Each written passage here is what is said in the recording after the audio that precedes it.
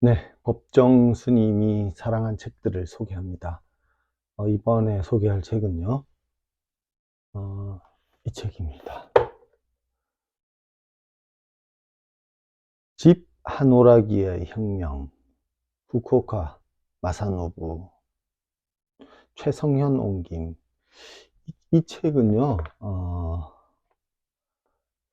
여기 나올까요?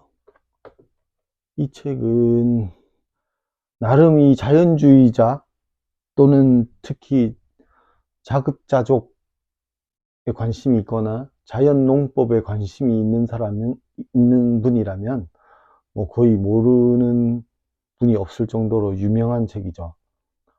저도 개인적으로 이제 텃밭도 가꾸고 또 이 책을 접하고 나서 또 그냥 우리가 생각하던 그냥 유기농법보다 더 이렇게 수준 있는 그리고 가치가 있는 자연농법에 관한 이야기를 듣게 되고 저도 시도도 해보고 또 이게 쉽지는 않거든요.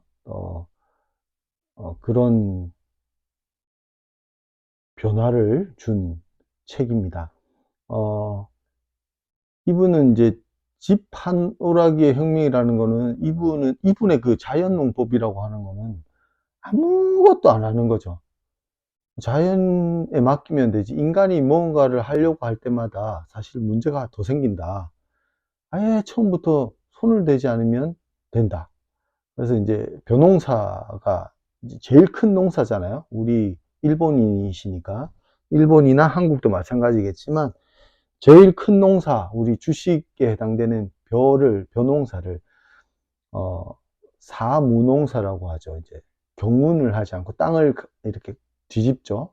우리가 농사 짓기 전에 왜 트랙터기 가지고 땅을 뒤집지 않습니까? 통기도 되고, 그 다음 땅을 숨쉬게 한다라는 얘기를 잘 하는데, 그걸 안 하고요. 그 다음에 농약을 안 칩니다. 농약을 안 치면 벌레들이 어마어마하게 달라붙죠. 벌레들이 또 병을 일으킨다거나 또 벌레들이 곡식을 갉아먹는다고 식물을 죽이게 만들어서 수확이 없게 되니까 농약을 치게 되는데 약을 치지 않습니다. 그 다음 세 번째 없다는 게 뭐냐면 비료를 주지 않습니다. 화학 비료죠. 이분의 그 철학에 의하면 비료를 줄 필요가 없다. 왜 자연은 정말 가만 놔두면 비료보다 더 좋은 것을 만들어내는 시스템이 있다. 어, 여기에는 그 이해가 안 되실지 모르지만 퇴비라도 줘야 될 것 같아지만 이분이 그런 얘기가 있어요. 유기농법도 화학 비료를 주지 않는 거지 유기 비료, 퇴비 같은 거는 주는 거잖아요. 실제로 이렇게 텃밭 농사나 농사를 지어보면 그 퇴비가 거의 퇴비, 비료가 거의 농사의 결과를 일으키는데 거의 구할은 차지한다라고 볼 정도로 이렇게 효과가 있는 것과 아닌 것. 근데 이분은 그렇게 얘기하지 않습니다. 아무것도 주지 않는 것을 말합니다. 그리고 얘기를 하려니까 너무 깊어지는데, 이게 정말 말도 안 되는 일이 아닌 거죠. 이분은 직접 그것을 보여주거든요. 직접, 어, 그리고 마지막 하나가 뭐가 없냐면 비료를 주지 않고 세 번째가, 마지막 하나가, 제초를 하지 않습니다. 그 농사나 텃밭 이렇게 농부들의 이야기를 들으면 이 잡초와의 싸움이라고 하잖아요. 근데 그걸 안 한다는 거죠.